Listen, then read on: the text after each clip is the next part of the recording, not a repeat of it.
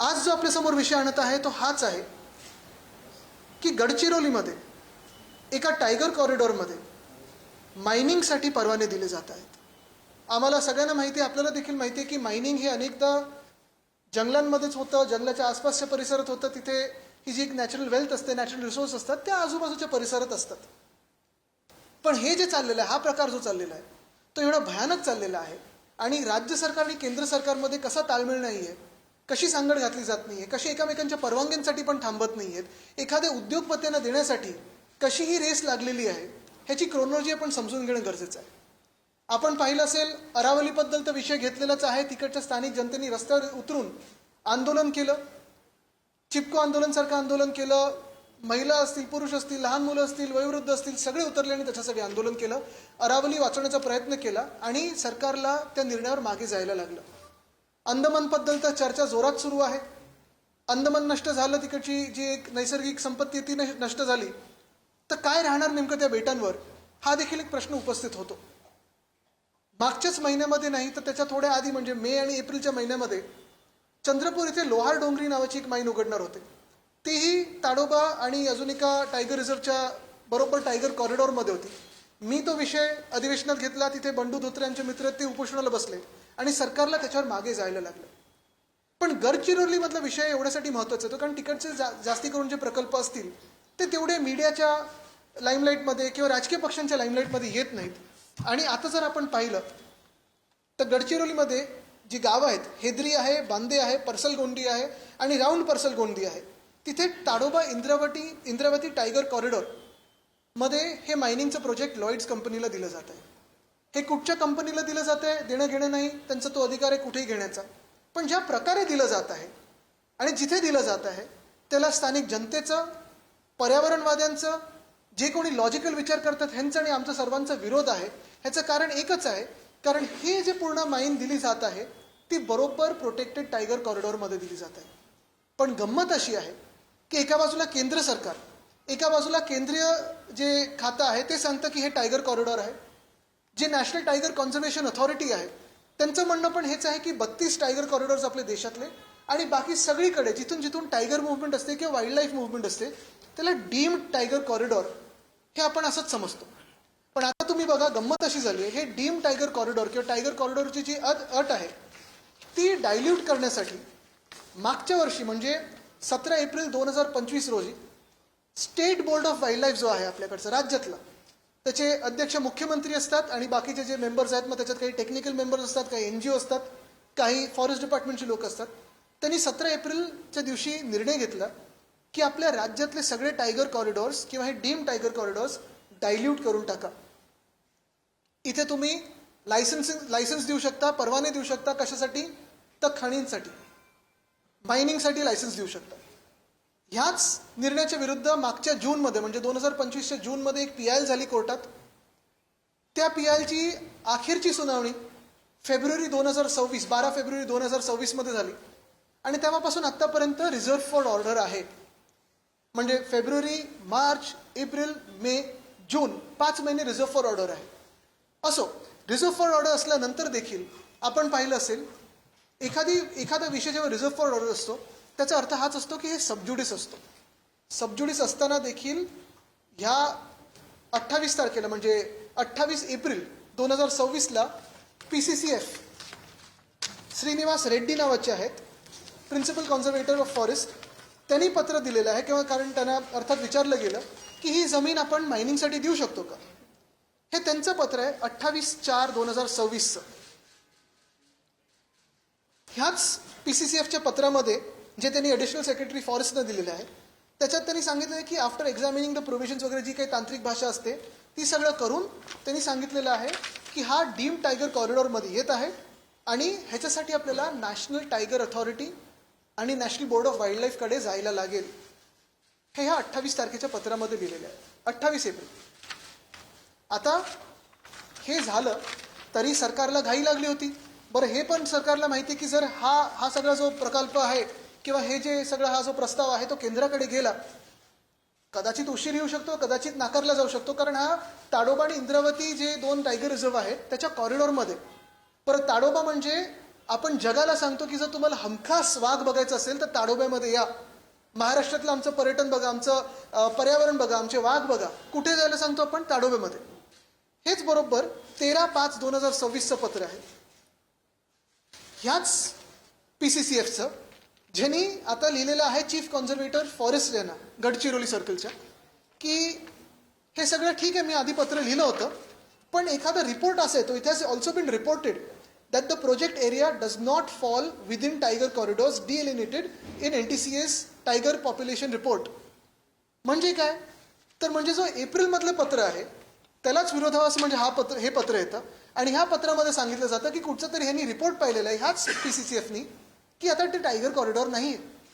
एका बाजूला आम्ही पाहतो अधिवेशनात देखील अनेक आमदार सांगत असतात की बिबटे येत आहेत आता लोकांच्या वस्तीमध्ये, वाघ येतात लोकांच्या वस्तीमध्ये, पण दुसऱ्या बाजूला हेच श्रीनिवास रेड्डी सांगतात, हा पूर्ण पॅरेग्राफ, हे 2 पॅरेग्राफ्स महत्त्वाचे, त्याच्यात सगळं काही वाचून दाखवणार नाही, पण याच्यात महत्त्वाची गोष्ट म्हणजे एका महिन्यात त्यांचं हृदय परिवर्तन होतं आणि ते सांगतात की आता एक रिपोर्ट त्यांनी पाहिला की तिथे आता टायगर जातच नाही, टायगर कॉरिडॉर नाही आहे आणि हे तुम्ही जागा हँडओव्हर करू शकता जी कंपनीनी मायनिंगचे परवाने मागितलेत त्यांना.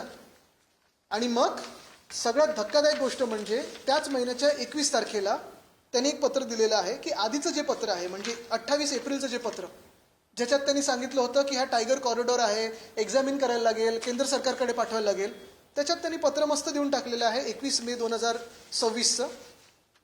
Withdrawal of letter regarding legal clarification on identification of tiger corridors under wild life protection act 1972. आता तुम्ही ह्याचं गांभीर्य समजा. एक खाण किंवा एखादी माईन घेण्यासाठी एक कंपनी परवानगी मागते.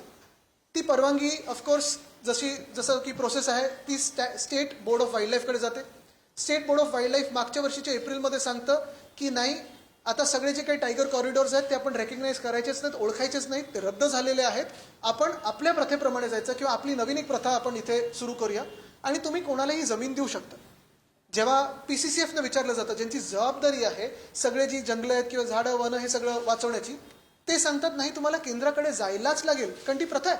National board of wild life असेल, नॅशनल टायगर कॉन्झर्वेशन अथॉरिटी असेल, आणि हे सगळं करून कोणाचं नेमकं प्रेशर आलं, हे जे श्रीनिवास रेड्डी आहेत PCCF यांच्यावर, की हे ना पत्र असं द्यावं लागलं की मी जे काही म्हणत आहे ते सगळं काही आता विड्रॉ करत आहे, कन्सिडर द लेटर विड्रॉन.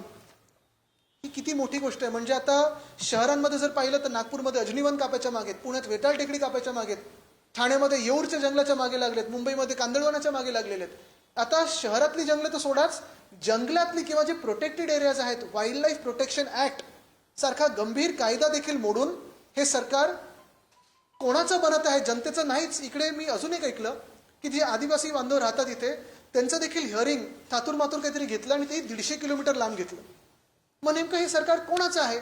जसं मी सांगितलं होतं मागच्या आपल्या प्रेस कॉन्फरन्समध्ये की मुंबईत देखील 3 मोकळी मैदानं हे बिल्डरांच्या किंवा उद्योगपत्यांच्या घशात घालत आहेत.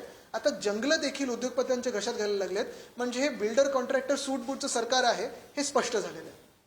आमची ठाम मागणी राहील ह्याच्यावर. मी पत्र तर लिहिलंच आहे, केंद्रीय मंत्री भूपेंद्र यादवजींना पत्र लिहिलेलं आहे मी. पहिली गोष्ट म्हणजे हे जे कोण श्रीनिवास रेड्डी आहेत PCCF यांचं सस्पेन्शन आत्ताच्या आत्ता व्हावं, कारण ते त्यांच्या ड्युटीच्या पलीकडे जाऊन कुठच्या तरी घोटाळ्यात अडकत आहेत असं दिसत आहे. त्यांचं इन्व्हेस्टिगेशन व्हावं, त्यांच्यावर चौकशी व्हावी. दुसरी गोष्ट म्हणजे state board of wild life ज्याची ड्युटी आहे की दिलेल्या अखत्यारीतच काम करावं, त्याच्या पलीकडे जाऊन काम केल्यासाठी त्यांना देखील त्यांनी सस्पेंड किंवा डायल्यूट करून टाकावं, डिझॉल्व्ह करून टाकावं. आणि तिसरी गोष्ट म्हणजे ह्या मायनिंगचा जो परवाना आहे तो रद्द करावा आणि टायगर कॉरिडॉर जो आहे तो रिइन्स्टेट करावा. टाइगर रिजर्व को लेकर के जिस तरीके से राज्य सरकार ने एक प्राइवेट कंपनी को वहां पर माइनिंग का अधिकार दिया है, कितना घातक है, खास करके महाराष्ट्र में तड़ोबा टाइगर रिजर्व पूरे देश में प्रसिद्ध है. दुनिया भर में हम कहते हैं कि अगर टाइगर को 100% देखना हो तो ताडोबा आइए, महाराष्ट्र में आइए. पिछले महीने या अप्रैल या मई में एक माइन का परमिट दिया गया था लोहार डोंगरी में, वो था चंद्रपुर में. उसका विरोध मैंने हमारे यहाँ के सदन में किया था और फिर वहाँ बंडू धोत्रे जो हमारे दोस्त है, मित्र है, पर्यावरणवादी है, उन्होंने भी अनशन करके विरोध किया था और सरकार को पीछे जाना पड़ा. वो माइनिंग परवाना था वो कैंसिल करना पड़ा. अभी हम देख रहे हैं, कल भी 1-2 रिपोर्ट आए, लेकिन बहुत सारे अलग विषय चल रहे हैं देश में, इसलिए शायद इस पर ज़्यादा लाइमलाइट ना हुआ होगा. लेकिन अभी ताडोबा और इंद्रावती का जो टाइगर कॉरिडोर है उसी को लेके बराबर अभी चर्चा चल रही है कि ये एक कंपनी को दिया जाए और माइनिंग के लिए परमिट किया जाए। सबसे बड़ी बात और गंभीर बात यही है कि नेशनल टाइगर कंजर्वेशन अथॉरिटी और national board of wild life को यहाँ से दूर रखा है, इससे अलग कर दिया है। State board of wild life ने ये निर्णय लिया है, ये तय कर लिया है कि अभी वो ऐसे परमिशंस के लिए कभी भी सेंटर के पास जाएंगे नहीं, जो कि ये वाइल्ड लाइफ प्रोटेक्शन एक्ट के खिलाफ है।